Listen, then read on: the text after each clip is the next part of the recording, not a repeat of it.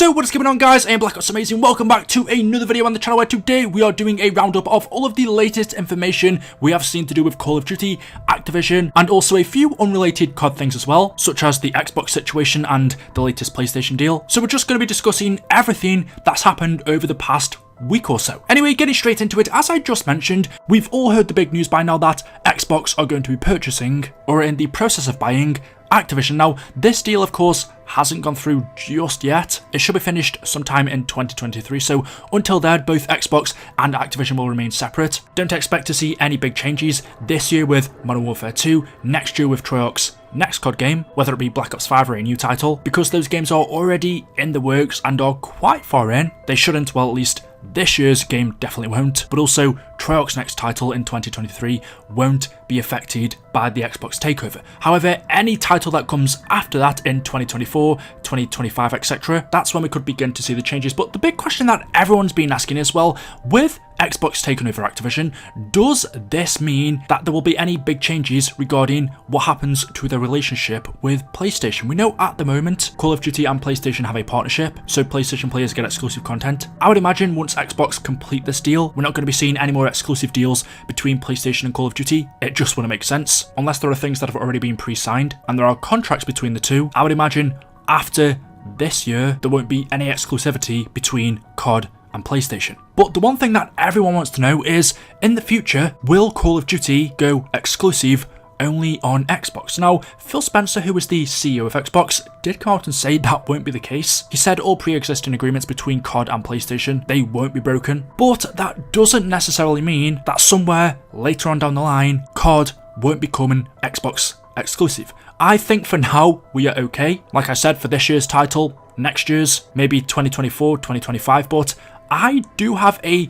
funny feeling that somewhere later on down the line, a few years from now, Xbox could all of a sudden change their mind and we could just see 1 year COD becomes an Xbox exclusive. That's something they could do because they would own it. Like I said, for now, we're okay, but I definitely wouldn't rule it out for the future. However, one thing or multiple things that could stop this from happening is, as we've just seen from yesterday's news, or whenever I decide to upload this video, PlayStation have just purchased Bungie for $3.5 billion.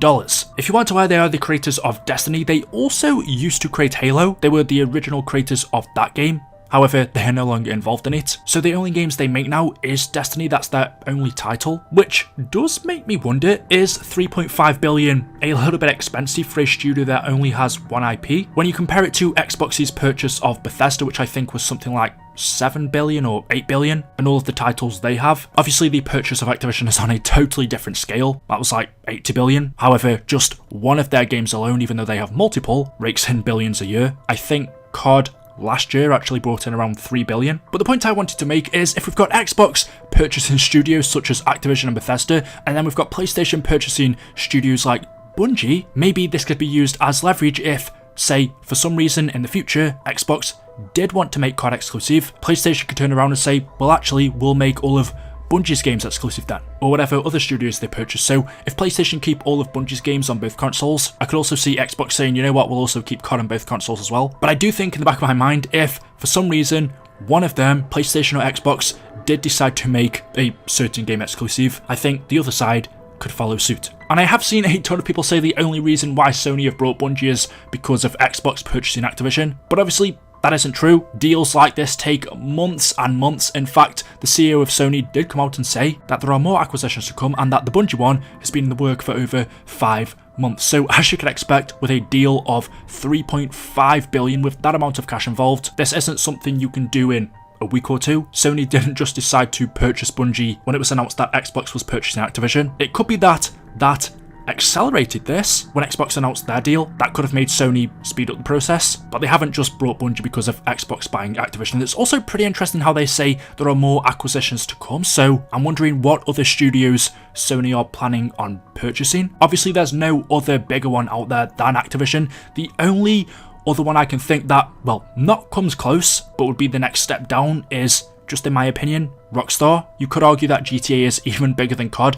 The only difference is, well, GTA releases at this rate every 10 years, whereas COD is every year. If GTA did release every year, which obviously isn't possible, I think it would rake in a lot more money than Call of Duty does every year. So Rockstar would be a massive one. There's also Ubisoft, EA, Capcom, Square Enix. Those I would say are the big boys. Then there's a load of other ones as well. So yeah, we'll just have to wait and see how that goes. We don't even know 100% yet if the Activision/Xbox deal is going to go through because of the amount of money involved, also because of the amount of employees that Activision have. I believe they have over 10,000, and also, because of competition, this whole deal is being looked into by the government. It's going through the FTC. So I suppose there is a small chance that it doesn't happen. But from my professional point of view, okay, I really don't know, but I don't see any reason why it shouldn't. So that's all fine. The future of Call of Duty looks promising. I think with Xbox's ownership, that means more budget, more time to work on games. I don't think Xbox will allow Call of Duty to release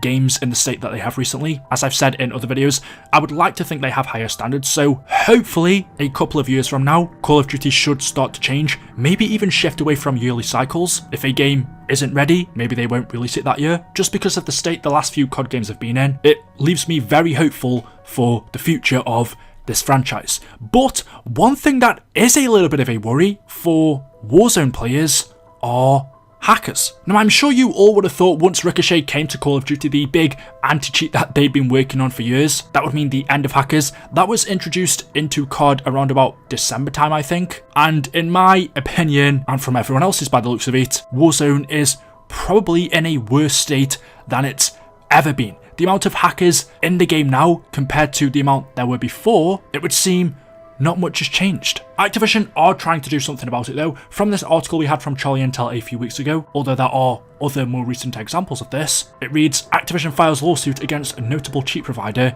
Engine Owning. Activision have made a new attempt to stamp out cheat providers, filing a lawsuit against Engine Owning, one of the most prolific distributors of hacks. Cheating is a major issue in Warzone, and despite the introduction of the Ricochet anti-cheat system, hacking is still running wild in Caldera. In fact, these cheaters are so brazen, they've started to actively mock developers Raven with their in-game names. It should come to no surprise that Activision are trying to shut down these cheaters for good, and the publishers of Call of Duty have once again filed a lawsuit against a site that distributes these hacks. So Activision at least are trying to do something. Ricochet, obviously, isn't working. Hacking in the game is more rampant now than ever, and so to try and scare these cheat providers, Activision are, well, suing them for damages. These cheaters are causing less players, people who don't cheat, to play the game, taking away, obviously, profits from Activision. So we can at least say they're trying to do something about it. They're trying to fix their game. So there we go. That is all I have for you for today's video. As always, hopefully you have enjoyed. If you have, drop a like rating, make sure you are subscribed, and I will see you in the next one. Until then,